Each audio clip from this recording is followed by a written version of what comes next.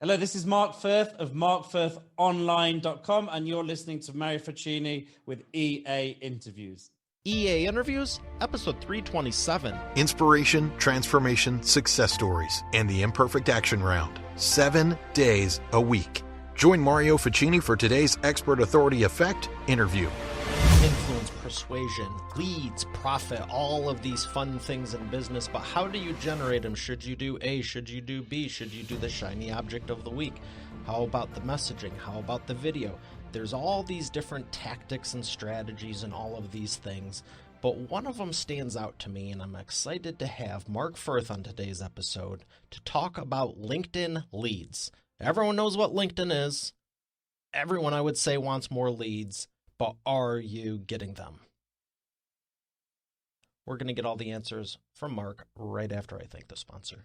Every business needs a book, including yours. And that's why I'm launching my new book to help you regardless of where you think your current writing abilities are. Visit eapublishingmethodbook.com today to learn the 7 steps to publish and promote your nonfiction lead and profit-generating business book in 8 weeks. Once again, that's eapublishingmethodbook.com.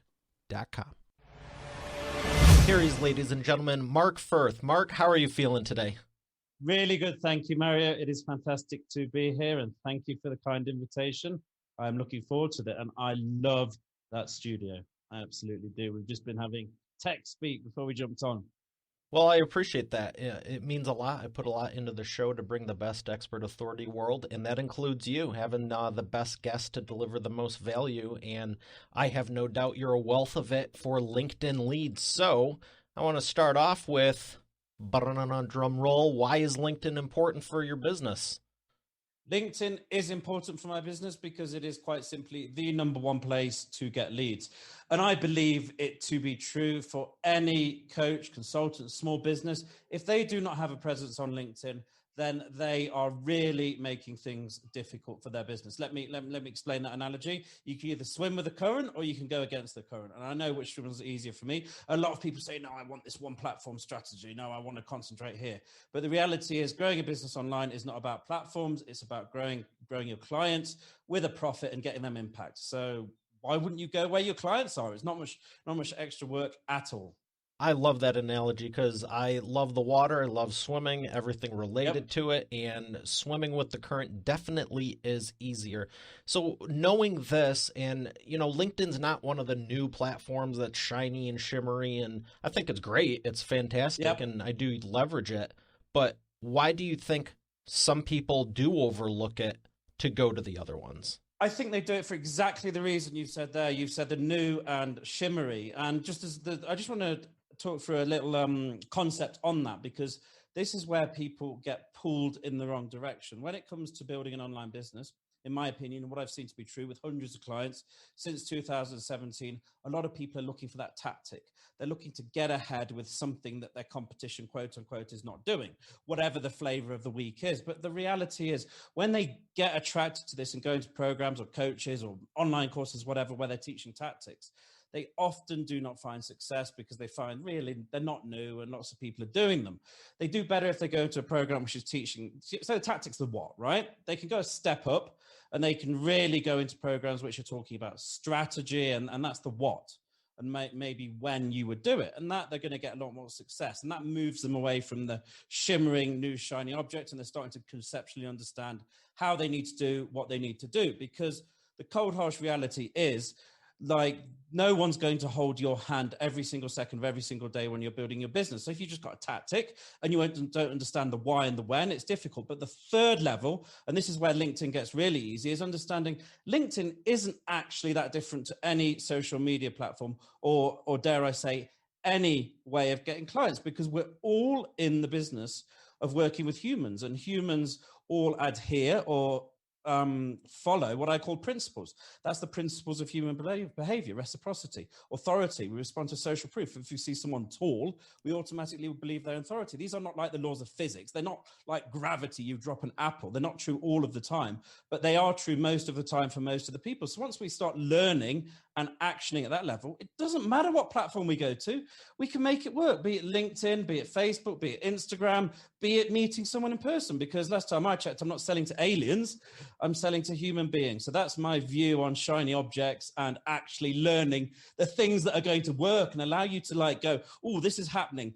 Maybe I should do this instead of what this, tactic is. Does that make sense? It Mario? does, and a lot of what I'm hearing is reminding me of one of my favorite books by Dale Carnegie, How to Win Friends and Influence People. It's not so much about the platform, it's building the relationship with them. Exactly. I have read that book, but not for a long time. You'd be testing me to recall it. Well, it sounds like you're living it out. So why don't you walk us through your process of, okay, so obviously I'm just going to assume we need a LinkedIn account. And for anyone who doesn't have one, I'm sure, getting started there is a good point. But what do you do once you have that LinkedIn account? What's the best way to reach out to people so you don't seem spammy to them and you can actually start building that relationship? So I'll try and keep this under 2 minutes. Interrupt me if you need to, Mario. You got my permission, right? But there's a number of phases when it comes to LinkedIn. The first phase you want to do is take advantage of something that LinkedIn has that no other platform, to my knowledge, has, right? And if you can do within one of their premium sales navigator, you can do a search. If you went to college, you can look at people that went to the same college as you, and you can cross-reference that search. So you are cross-referencing with people who went to your college and are an ideal client, because college is a formative year. We automatically have a bond with people who studied at the same place. We're part of the same group. Maybe it could be an old workplace. Maybe it could be an old geographic location. That's an order of priority, by the way. The geographic location still holds fast and it does improve prospects, but a college or workplace, and then get in contact with them that way. In fact, sorry, I missed out the obvious one. Pull across your network from other platforms, because the long and short of it is when we boil down the art of starting a conversation, going back to the principles, there needs to be a reason for the conversation. Every conversation has to have context. Otherwise, they're like, who is this talking to me? And you can create, like, if we think about someone we know very well, there's lots of context. We saw them last Saturday at the party. We played soccer with them in the week, or we went to this. There's loads of context. It's easy. Once we get moving down the continuum to cold leads, there's no context. But we start in the middle with people that went to college, people that, lots of commonality. Once you've done that, that's when you're going to move on to cold. And a lot of people get this wrong. LinkedIn is not an outreach platform anymore. It used to be. And we took advantage of that, but that horse has bolted, that train has left the station. LinkedIn now has a lot of restrictions on it. Thanks to the marketers with their tactics, shall we say. It's now an attraction platform. So you need to get people coming to you, be top of mind. And the one strategy we use, and we've got to be careful, tactic strategy, is 2-minute videos. A 2-minute video where you actually help people, because if you want to show people you can help them, the most powerful way to help them is to prove that, is by actually helping them. Like, don't hold anything back. Do a 2-minute video. Are you so-and-so, target market with this problem? This 2-minute video will show you how to deal with it. They can go on Instagram. They can go on LinkedIn. They can go on Facebook. You can repurpose. That's all my clients do. And that just kind of like puts leverage on the outreach process. And people know who you are. You're top of mind. Let's not make it complicated. The thing that makes the difference, as with everything online, is the level of mastery. And mastery, by the way, is the ability to execute to a very high level, world-class level, without the use of conscious resources. Once you get to that point on LinkedIn and with all of it, that's when you pull ahead of your competition. There, done. Did I get over 2 minutes? You know what? I was making a joke by looking at my watch here early on, but I kind of didn't want to.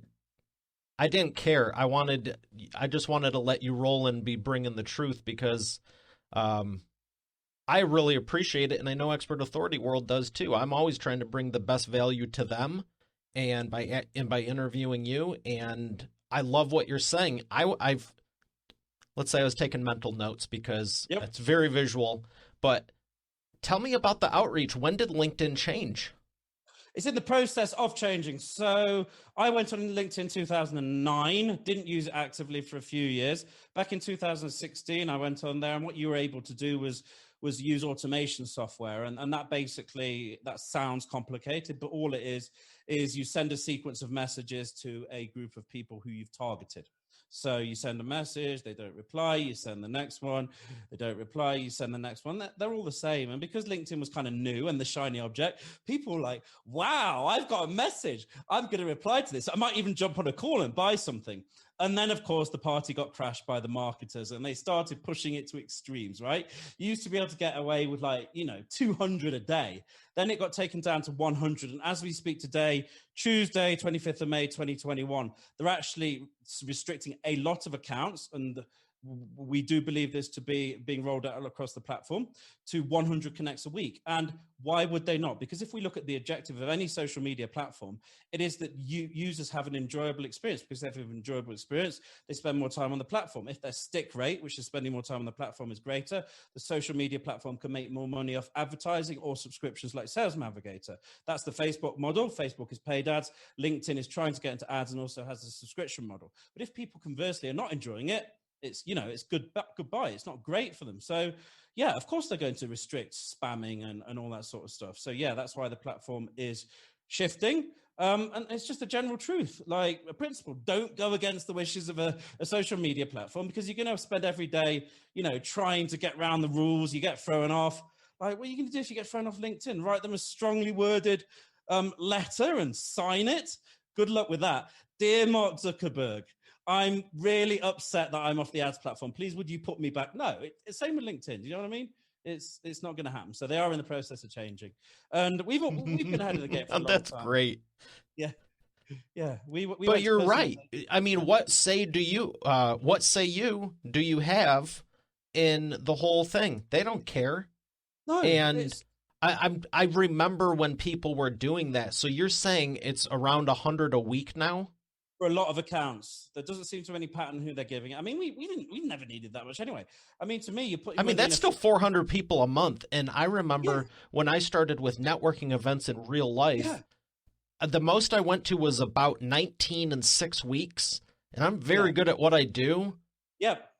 I'd be hard pressed to say I met 400 people that month, though. I mean, if you can't convert 5 clients, like let's say if you're a coach or consultant, $5,000 from 400 connects, then I'm going to say this with tough love. You are doing something wrong and you need to improve. It's really as simple. But maybe the secret's with the extra 100 or the extra 1,000 that you're spamming.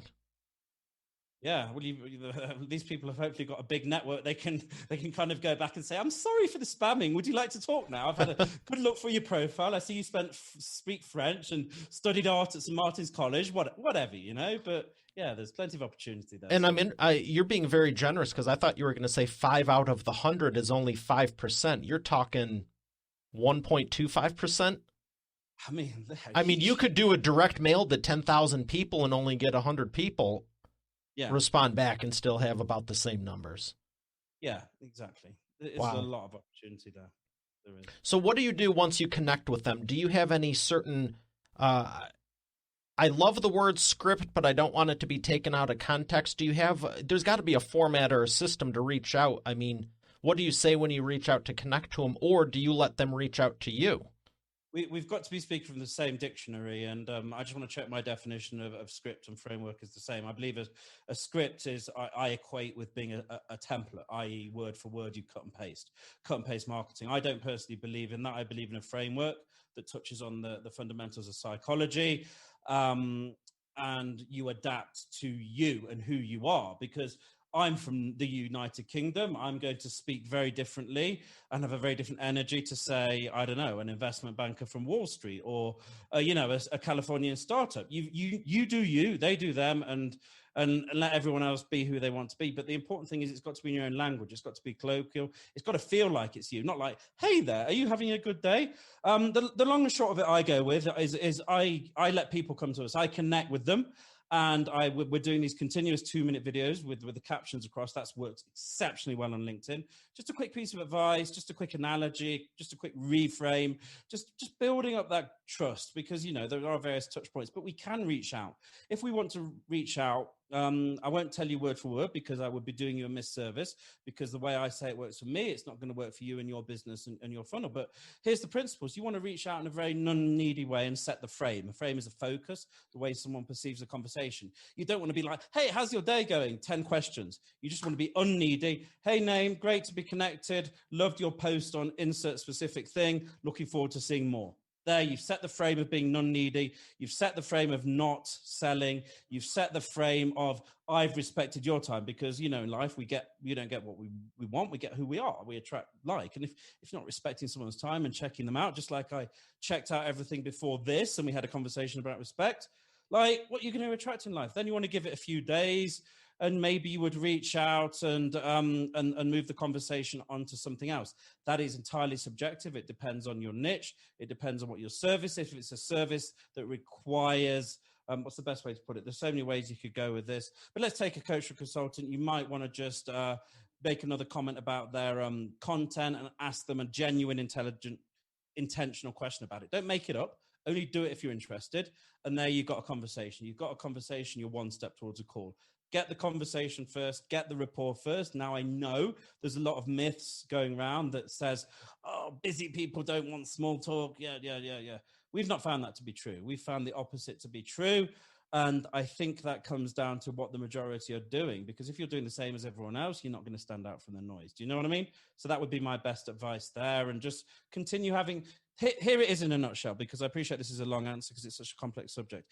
If you have the intention of not trying to get a call, if you have the intention of not trying to sell somebody, then you're going to get the call and you're probably going to end up selling them. Go with intention. Care, curiosity, concern, take that frame, get the conversation, transition it to a conversation about business. Simple as that. Wow. I love that answer because it builds on the relationship side, which I'm all about. And sometimes I've gotten angry with myself because I really care about people. I love people. I'm always looking for ways to help them.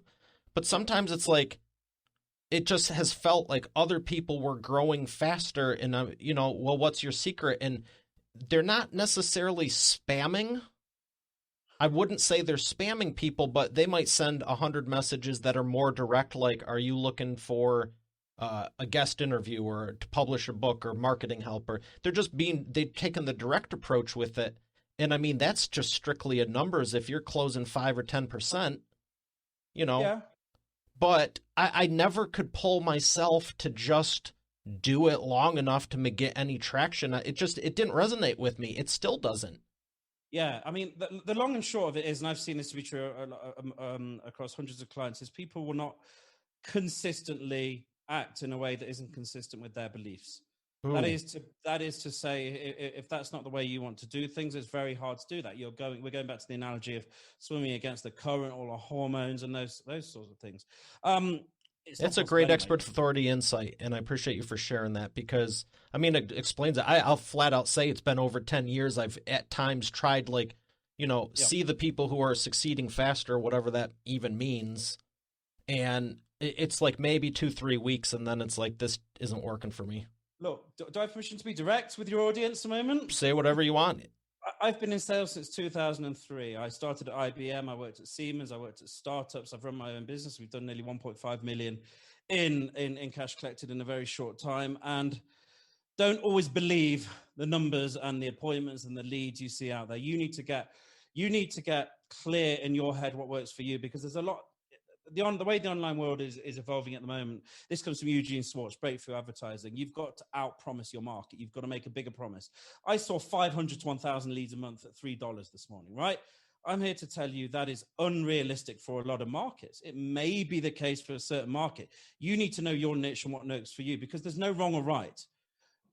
In fact, there is a right, but the right answer is the one that works. So if something hasn't worked for you, you need to move on to something else. And we've just seen our clients get the best success from this more targeted approach, and they're selling premium services. So again, if you're selling a sunbed session for like $50, no, this isn't for you. If you've got something more substantial, a premium offer, this will work for you, because immediately when you're reaching out and chasing, you're immediately in the beta role. And that's not really ideal for cultivating the frame and the rest of the conversation. Am I making sense? Absolutely, and I love how much psychology you're putting in there with the frame and the beta and. Tell us more about that. How much of a role does the psychology and the mindset play when you are reaching out, and why you want to be dealing from a position of power? Oh, it's everything. And the classic example is Apple, right? Apple computers, Apple phones, whatever, they are the masters of it. If they're 2 trillion market capitalization they reached. I haven't checked it recently, but if we think about them, they are masters of pre-framing, because they will have people lining around the block. And taking pride in it, in the cold weather to get the latest thing. They will have people taking pride in paying a premium. You don't go in Apple and go, no, can I stretch that payment out like $2.50 a week over 3 years? It just doesn't happen. People take pride.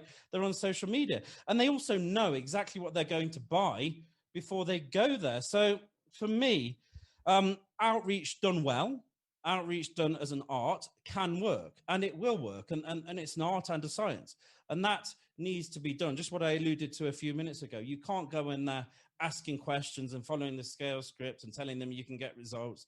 It has to be done in a very subtle way with the right intention. That's okay. Also, having people coming to us, because there's only a certain amount of people that are problem aware or solution aware on LinkedIn or any platform at any given time. And that relies on the right message at the right time and the right person. I don't like those odds. I like people coming to me too. So it's important that we're projecting ourselves in authority. We're giving the advice, what I said, if you want to prove you can help someone, then actually help them. The analogy I use here, there's 3 types of book readers. Some of them buy the book. They don't read it, right? We've all been in programs with those people. Some people buy the book. They implement themselves. They're at a level of consciousness, a level of awareness when they can do that. Some people buy the book, read a bit, and hire the author. That's what we want, because that's an educated client. That's a client that's bought into what we do. They know what we do, and they see value in it. That is the objective of social media, not just spamming people every day. Every tactic has its day. I'm not saying you shouldn't jump on if it works. Again, if something's working for you, do not listen to me and stop it. You've got something that's working, double down on it until it doesn't. But then you need to be able to shift, and that comes to the principles. We've shifted constantly on LinkedIn, and we will continue shifting. And I love that, because it's every time LinkedIn makes a change, lots of people go, oh, what do I do? I'm like, what a great opportunity. We're just going to get ahead again, and we'll get ahead. And there's always a way to get ahead, There always is. Yeah, and I've noticed over the years when they change stuff, it might be inconvenient. I think it's more because people get upset just because of the change, not that it's going to be worse. It's that you have to retool and everything. But in the case of Facebook, LinkedIn, all of them, there was a point where, hey, I could message you, you could message me, and then they started getting traction, and then at some point, they all unveiled the ads platform, which is a huge value add if that's something you want to do. Because like you said, they're trying to stay in. Same thing with Google. People have the argument Google is trying to screw them over. No, they're not. They're trying to make it. When they rolled out the instant answers where you don't even need to finish typing the sentence anymore, that was another game changer to go, we want to be like predictive what you're thinking of. And they're in the business of making us happy and staying on the platform more. So in the process of LinkedIn, how do you feel about LinkedIn groups? Do you think you should, when you're connecting with these people, should you feed them to a LinkedIn group, or are you saying to get them on a call? Do you know what? LinkedIn sometimes makes me want to throw my computer out the window. And it's a 27-inch Mac. It's attached to my camera, and I'm on the 11th floor. I wish LinkedIn would do groups, because it's about community. I push people from LinkedIn to Facebook groups, and I get my clients to push people from LinkedIn to Facebook groups. I push people from Facebook ads to LinkedIn because they've not got the groups down. They've created this creator mode, which gives you a tiny short video in your profile image. It's like, do you know what I mean? Just focus on the fundamentals, because they are losing people to Facebook all the time because there's no decent group setup. There's no notifications. They're spammy. You go in it and you forget about it until the next life. Groups, again, I've not found a way to use them on LinkedIn. As soon as they make them good, I will be on that in a New York minute. That's the thing I'm waiting for, because it's just such a great feature to have. As it stands, I've got a Facebook group. As it stands, I teach my clients to build Facebook groups and push people across from LinkedIn. It works really well because people and they get you're saying because of the notifications, if you comment on my post right now, it's going to pop up. The LinkedIn, they want people in the feed at the moment. They've added stories. They've tried to move it from Messenger to content, but they've not done it with groups yet. I don't know if it's on the roadmap, but they seem to just change like trivial stuff. And look, I have gratitude, but it is frustrating sometimes when they add pointless stuff when the thing they're losing their users to is a group and a community. Do you know what I mean? Yeah, and that's the most basic thing. I mean, Facebook's had them for what seems like at least a decade. Yeah, and they're great at them. And you hear them come on Clubhouse boasting about this brand new 6-second, I don't even know what seconds it is, video in the profile image. I mean, come on, it's not shifting things enough. So it's interesting you bring up Clubhouse. So would you say you should be taking people from LinkedIn to Facebook groups or LinkedIn to Clubhouse? Oh, we're using Clubhouse too. We've had a great joy with that. But I have a kid, a family, a life, so I can't spend all day on stage. So what we do is, by the way, if you don't know what Clubhouse is, don't worry. I'll just explain. Is it okay? Just explain it very briefly. Go for it. And this video might not age like a vintage wine, so just skip on if it's here or not. We don't know where it's going to go, but it's a speaking app. So you have a stage. Only the people on stage can be heard and control who comes on stage to speak. And the great thing about Clubhouse is that you have names of room. Like one room might be personal branding on LinkedIn. One might be personal relationship issues. One might be paid advertising tips and tricks that's working in 2021. What that means is that the person in that room, in the audience listening to that title, they're not going to go to the LinkedIn personal branding if they want to learn how to make cookies. Do you know what I mean?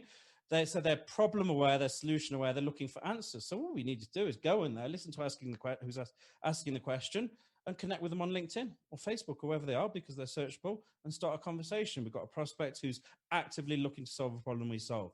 That's how we've done Clubhouse. I haven't had time to go on stage. I do go on stage sometimes, and I was on there this morning, but it's a great resource to find people and build the relationships. And as I said earlier in this conversation, every conversation requires context. There's your context ready, made out in the box. Absolutely. You're a lot like me, because I haven't, put 18 hours a day onto stage and everything, but I've gone in there, seen who's speaking, pop in and out. Yeah. But it reminds me a lot of when Facebook started doing Facebook Live. And because I was doing videos before that, in between that and the Facebook Lives and all the stuff, now I've done over 4,000 of these short videos of, hey, here's some inspiration, here's the answer to a thing. And Clubhouse, to me, feels like the audio version of what all of this was 5-6 years ago. It's, it's new and hot and all of that. But at the end of the day, it's people going to the groups, like you're saying, to find the answers to their problems. Truth be told, I was in there with a friend of mine. I saw she popped up, and I was like, oh, I'll check it out. And they're talking about, it's like 5-6 other well-known marketers. And they're like, okay, so the Clubhouse update just got released, and they were talking about the Clubhouse groups you were now able to create because the week before it didn't exist. And they were all trying to figure out how to even do it. And no one had the answer because it was so new. I was like, they should just ask. I didn't mean to interrupt. Sorry, go for it. I think we had some delay feedback. Sorry, Mary. No, I was just saying that it was so interesting because the people that were in there, it's like the both of us. We're no slouches with business and marketing and all this stuff. And we're like, okay, so do we hit this button? No, I think you do that. Well, it depends on what phone. I mean, the conversation was literally like, how do you use an iPhone for the first time? But it was great because by the end of it, I was able to create Expert Authority World on Clubhouse. Nice. And I was like, oh, this is awesome. The trick was you had to update to the newest version first and then do something else. And then you had the feature was able to pop up. But I was like, it was extremely valuable for me to listen for whatever it was, 10, 12 minutes. Nice. Yeah, no, I wish they'd monetize it in a way that made more sense, because they were giving tips like $5, $1, and like no disrespect to money, it isn't all about money, but if you're going after that, you're probably in the wrong game and the wrong stage of business, Yeah, there's a lot of people jumping on it, and I think it's great what you're saying. It doesn't matter on the platform, just be adding value and being of service to people. All you're doing is adding value, helping people out, and creating context for a conversation, because then it's no longer a cold conversation. It's really that simple. What are your thoughts on LinkedIn Live? LinkedIn Live, I've got it. It took me 89 attempts to get it. And then when I got it, I was a bit underwhelmed. The reach hasn't been as good as my 2-minute videos. It's been nowhere near as good. I was streaming at one point. I was streaming from Restream onto Facebook and LinkedIn at the same time. And yeah, it wasn't worth it. It is useful if you want to do a longer format interview, because the native upload on LinkedIn for a video length is 10 minutes. Mm-hmm. But if you're doing a long interview like this, then it's good. But for short, sharp content, it's not really any good. Were you being sarcastic, or did you really try 89 times? Yeah, I did. I got my assistant to apply every week. And the only time that I got it was when I moved my location to Colombia, because we're in Colombia right now. We're process moving to the States. But when I moved it to Colombia, they for some reason gave it me. I don't know why, but there we go. Maybe that's the secret. I've done it probably 5, 6, 8, maybe a dozen. maybe they just got sick of me, because my assistant was literally every day linking them to a new video and just saying, like, why have we got it? They're probably just like, I feel sorry for this guy. I'm just going to give it him. Who cares? You got it. I would love nothing more than, anyway, it's on the list, and I do a fair amount of interviews, and I know LinkedIn is a hot target market, and it would make it so much easier. Here's the trick. If you haven't done this, and anyone listening, go and look at LinkedIn's mission statement, because that's how every employee in any business is. That's how they set the vision. That's how they manage behavior. This is how I've got ad accounts back on Facebook, and position what you're doing to be in alignment with the vision of LinkedIn. Then they should give you. That's another thing I did towards the end that I think moved the needle. Because if you think about your average person in the business getting tons of them and having to approve them, I would imagine it's something to do with the vision and being in the interest of LinkedIn that they make the decision. So try that. Interesting. Thank you for that. Because I know that I'm not the only one who's been. I'll do a whole episode about that. Like, go check out LinkedIn. It's been a minute. It usually doesn't take this long for things. But I want to ask you about who would you say is your biggest success story? I've got a lot of success stories. I've seen them. I would say that this depends on the definition of success, because success is not just about money. Money is important, and I want to make money. I want to create intergenerational wealth. I want my kids to go to the right school. I want to have the freedom to talk to people when I want, if I want, and freedom, right?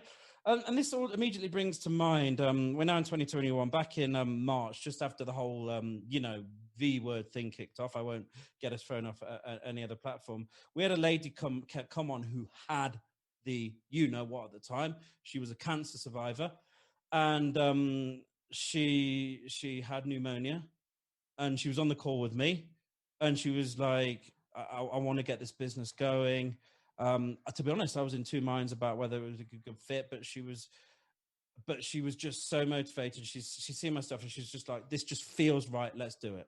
She went on to, be a complete success story. She's at 20 grand, 30 grand, moved apartment. She now has thousands of followers on LinkedIn. She's a LinkedIn top voice in her field.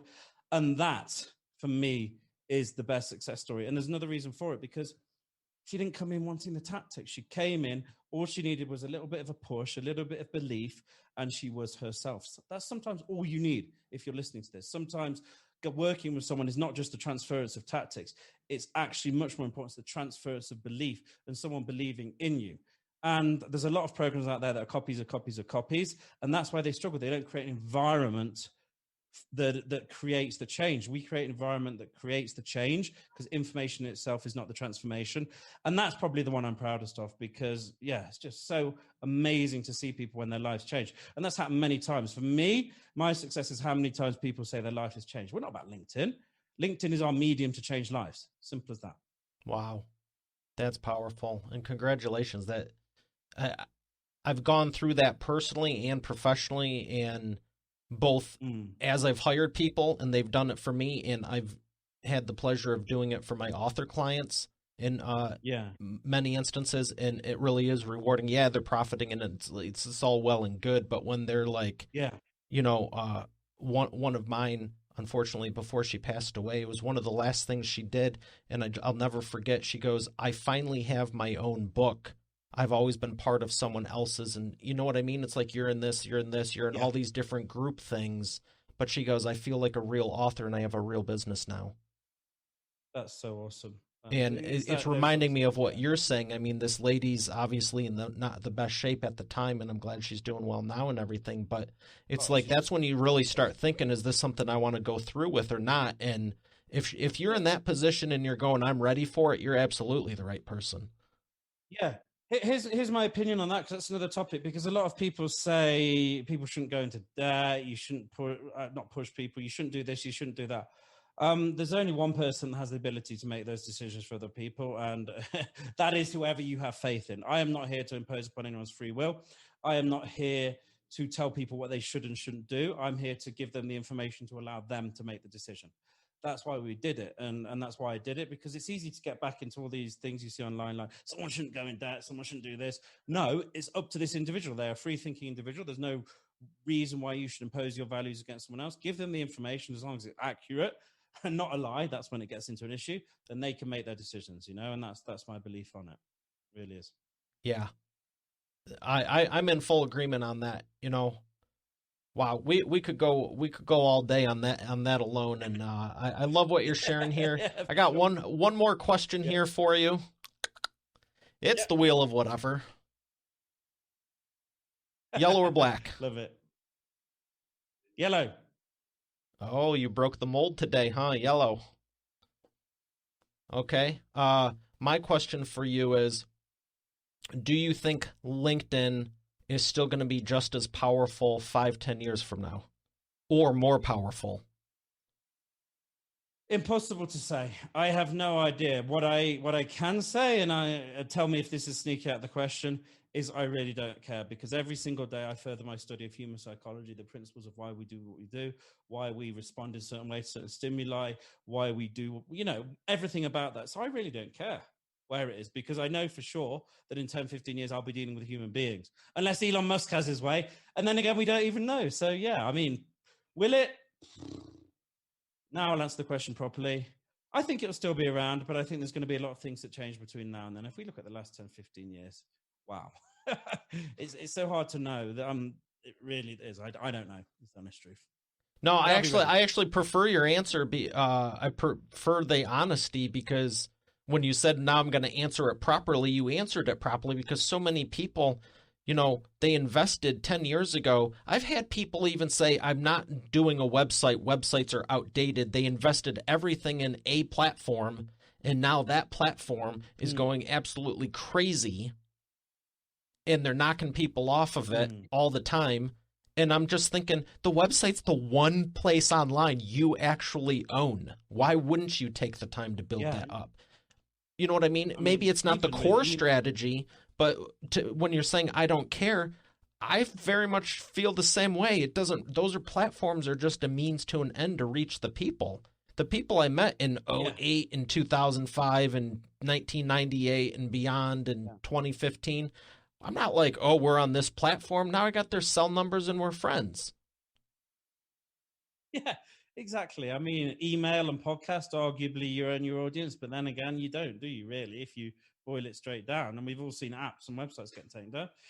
All you need to do is have the skill and the faith and belief that you can build it up if you need to, and then you're not worrying. I could add a caveat and say, what platform is going to knock all existing ones out? I'm sure there will be one. Who knows? That'll be interesting. Gary Vaynerchuk knows, doesn't he? He's always there first with the predictions. Yeah, Gary V and Elon, they'll make their own or something.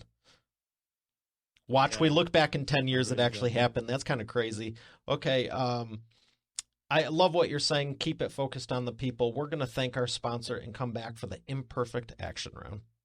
You've heard me say every business needs a book, including yours, and it's true. And that's why I'm launching my new book at eapublishingmethodbook.com, so you can learn the 7 steps to publish and promote your nonfiction lead and profit-generating business book in 8 weeks. But you know what? Don't take my word for it. Take it from a few of my authors, like Lori. And I went from having an idea and a possibility to actually getting my book published. Or Catherine. Thank you for making my mom #1 best-selling author. Or Mary Alice. What he got done for me in 3 days regarding my book launch,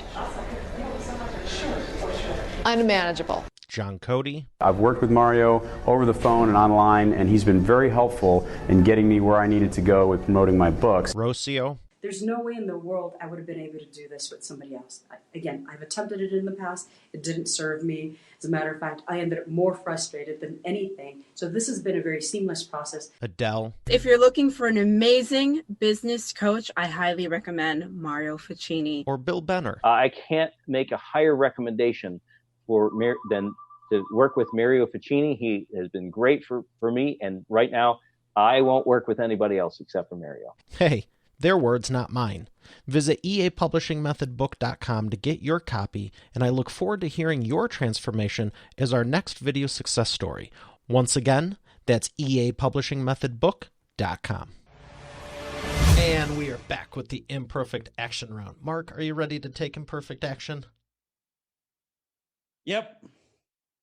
I got 3 questions for you. 60-second or less answers. The first one is, what is the fastest path to the cash?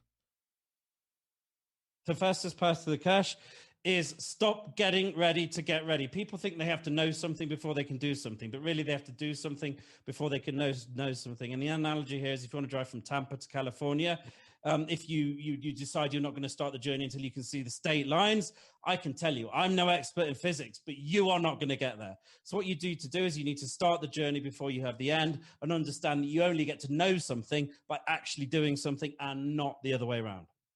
Love it. Number 2, what is the biggest problem you see your prospects making and the fastest way for them to fix it?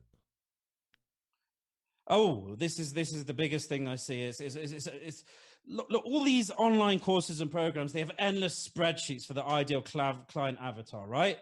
And it gets people into procrastination. It gets people thinking too much. Like, positioning your offer is not an academic offer, big academic exercise. Because if you're doing in the spreadsheet, you're going from you to the market. What you actually need to do is do it from the market to you. It's not difficult. You need like a couple of lines and you're good to go.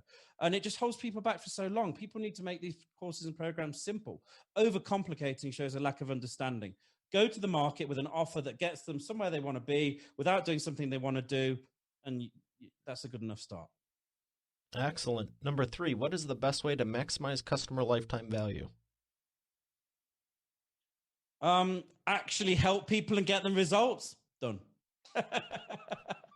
That's it. Love it. Love it. Love it. It's not rocket science. No, it's not. Where would you like people to learn more about you? All right, so I got told that on the podcast I need to have a phonetically easy website. So we got getmarkshelp.com. And on there, we will have LinkedIn profile, training. We'll give you everything you need to get moving and get the platform and get leads and get clients and understand the relationship approach. So at www.getmarkshelp.com, and it's about to go live. Excellent. And what books would you recommend to Expert Authority World? Oh, don't get me started on that. I read and I study all the time. I actually study books. But what's the best book? Oh, I'm absolutely loving it. Let's just go what I'm loving at the moment. John DeMartini, The Values Factor. It is fantastic. It's a fantastic book to understand human behavior. That's been amazing. I'm a big fan of Joe Dispenza, Breaking the Habit of Being Yourself, and any biography. Little Black Stretchy Pants was probably the best biography I read by the founder of Lululemon. Those 3 are fantastic. Excellent. Thank you for those. All right, Mark, it's been a pleasure. Loved everything you shared. Thank you very much. Thank you. I've enjoyed it. Take care. All right, Expert Authority World, we have another great episode here today. I'll see you tomorrow. Have a great day, and God bless. You're already the expert, but have you transformed your expertise into a tangible asset that will generate qualified leads while increasing profit for you 24/7? And if so, how well are you promoting it? With my new book, The Expert Authority Effect Publishing Method, I take you through my process step by step. Visit eapublishingmethodbook.com today to learn the 7 steps to publish and promote your nonfiction lead and profit-generating business book in 8 weeks. Visit eapublishingmethodbook.com to get started now. Once again, that's eapublishingmethodbook.com. Thanks for listening to today's episode. I would love to know what you enjoyed most from it. If you haven't done so already, I invite you to connect with me on my new LinkedIn.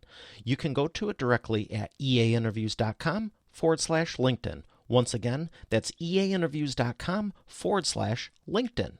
Lastly, check out the full eainterviews.com site for complete show notes, the full interview video experience, links to the resources we mentioned, and more. Have a blessed day, and I'll see you on the next one.